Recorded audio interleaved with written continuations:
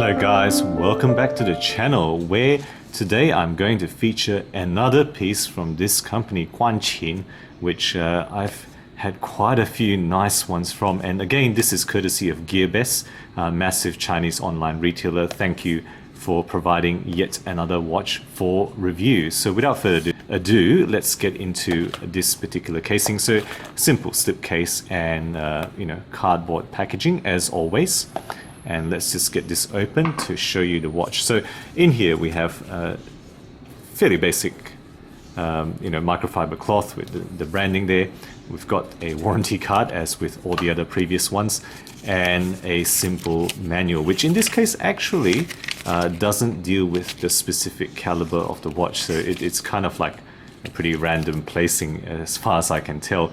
So let's just get into this piece, which I reckon is pretty awesome.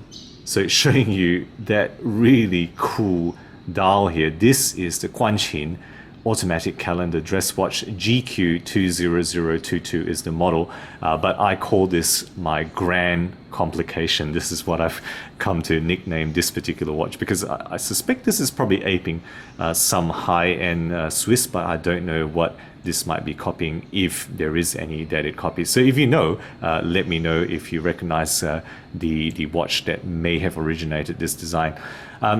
So this goes for 70 on GearBest, 70 USD or thereabouts is usually on discount. Check out links below, and I will of course put in discount codes if I find any.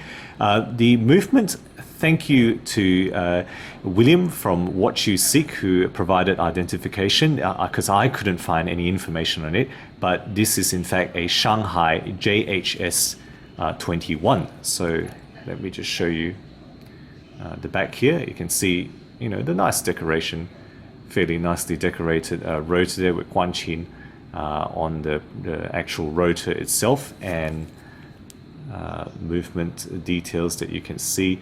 So this one is a 21,600 beat per hour movement. I could tell that myself, but what I couldn't tell is that it is a 20 joule movement with greater than 40 hour power reserve rating.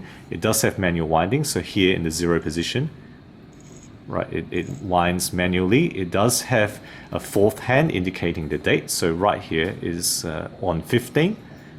It is non-hacking though, so adjusting the time doesn't result in any hacking. It does have a quick set for the day, date, month, and year. So it's got a kind of a full calendar display here. So let's just get into the details here. So 3 hands for the time and a fourth hand in the moon shape for the date at 15 there. Going through the dials, you have a 6 o'clock sub dial here, which is actually a day-night disc with a 24-hour hand attached to it. It is misrepresented as a 12-hour time, but if I just show you the dial, right, I'm going to wind it back, and you can see that 24-hour sub dial actually is just attached to that hand there, right? There's no more than a 24-hour sub dial. Okay, so that's a 6 o'clock sub dial there, 369, but it should be a 24-hour dial. Moving on to the 9 o'clock sub dial, you have actually what is essentially a weekday indicator. It doesn't actually have 2 separate hands. It is purely a weekday indicator. And if you look at the actual dial, I'm using the small hand to indicate the weekday. So 5 for Friday, 6, 7, that 24-hour round, that actually I believe is not functional. If you know about any other function on it, let me know, because I don't think there is a function. So it's a false second hand there. Moving on to the 12 o'clock sub dial, right, it is actually a 30-minute hand. So let me just show you that again now. You can see it is actually a 30-minute hand. So that's very interesting. I haven't actually had that in a watch before. Okay, so let's just move that out of the way to show you the other windows there, which shows 2018 June. So that is actually a year and month indicator. All right, so I'm going to show you the quick sets now. So this one actually adjusts the month. Actually, yep, so you can see it's clicking the month, and the month doesn't actually turn around by itself. You do have to flick that across manually. This one is a quick set for the date. Okay, have a look. Going around that moon hand. And then to adjust the year, you do need to use a tool. So here is the tool that comes with the watch. Okay, so 2019, 20, 21, and then it only goes up to 2028 actually. So I guess they might guess that this watch wouldn't last more than 10 years. Who knows? You know, that's what the date goes up to. And then lastly, this is actually the set for the weekday. So again, you know, Saturday, Sunday, Monday, and whatnot. Depending on which hand you choose, you can choose either hand to indicate the weekday, but that's all that really is. So there we go. You know, it's quite a detail on the actual functions of the movement there. Moving on to the case. Okay, so the case is 41mm stainless steel, 13.5mm on the thickness, 20mm lug width, which is appropriate, I think, and it's got a lug-to-lug of 47mm, so fairly decent there, fairly modest. All polished finishing. As I've turned it around, you can see it. Okay, all polished finishing there. It's got a push-in display back, so nothing more than a push-in display back. You can see right there. Okay, it's not a screw-in with a push-in sign crown, so some signing there. It is rated at 30 meters for the water rating. There is a vertical texture for the dial there, right? Yeah, so hopefully it comes out in the lighting here. You can see the vertical texture there. It is all printed. There is some raised detailing for the branding at the 3 o'clock mark there. Right, hopefully you can see some of that, but I believe it's all kind of printed. There's no actual applied markers here. Chrome rings around all the sub-dials at 6, 9, and 12 o'clock. All right, and some circular texture on the actual sub-dials itself. Let's see whether it actually comes through, but there's some circular texturing there.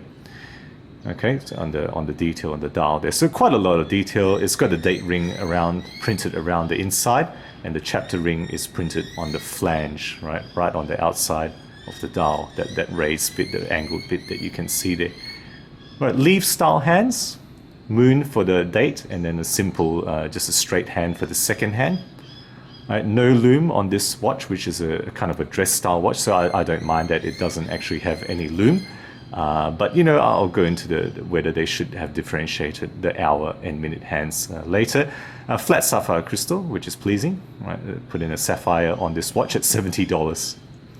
Moving on to the band. Okay, so simple brown leather, typical of what I've seen from Guanqin, and nothing, you know, much more than that. Genuine leather on one side, Guanqin on the other side, and a friction deployant clasp. Nothing much more than that. Some branding on the actual clasp there. So let's just put it on for the wrist shot now.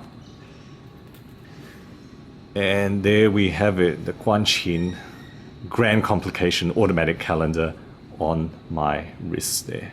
Okay, 41mm, 47 lug to lug on my 17cm wrist. I think it fits absolutely fine, and I've actually quite enjoyed the look of it. So guys, that's the watch. You know, what's been good? Well, look, it's another decently executed dress style from Guanqin, right? I mean, really, no major complaints, right? It's not perfect, it's not high finishing, it's certainly not haute horology, but it's decently finished, and for $70, I think it's a pretty great deal with that sapphire crystal. It looks a lot more expensive than it really is, and it really has been quite exciting to use this. You know, really nice dial details, movement complications.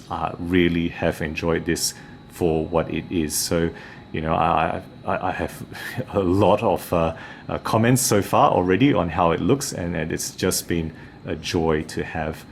Now, what are the weaknesses? Well, I think the hand visibility. You know, you can't easily tell the time, I find, at a glance. It really, you can get confused with that fourth hand. So I think I would prefer it if they differentiated the hour and minute a little bit more, maybe made them thicker and put some loom that may have made it a bit easier. So just a little minor gripe there. But of course, if you take you know, a couple of seconds to look, you will be able to tell the time without too much more difficulty. Now the false, the day hand at the 9 o'clock dial, and the false or the misrepresented 24-hour hand at the 6 o'clock. Some people may not like that. I'm not sure why they chose to do those things. You know, maybe They should have just, been honest and straight up about what it represents, but they didn't. So some people may not like what that is trying to, pretend to be something else. So, let me know if that's an issue for you. And then lastly, the button implementation. I really don't think the month should be a quick press. I think the week, perhaps you can make it a quick press, but this one can be accidentally pressed, and you shouldn't really want to kick the month over accidentally. So I have an issue with movements that have done this, and I've brought this same concern up in the past. So guys, that's the watch, Guanqin Grand Complication GQ20022. Let me know what you think, of this watch, of this brand I've featured. I think this is the 4th one I featured. I really quite enjoy the pieces from this brand. Guys, if you enjoy my videos, do consider subscribing. I put out new content weekly, always aiming to be objective and unbiased about all things horology. Thank you again for sticking with me, and as always, I will catch you next time.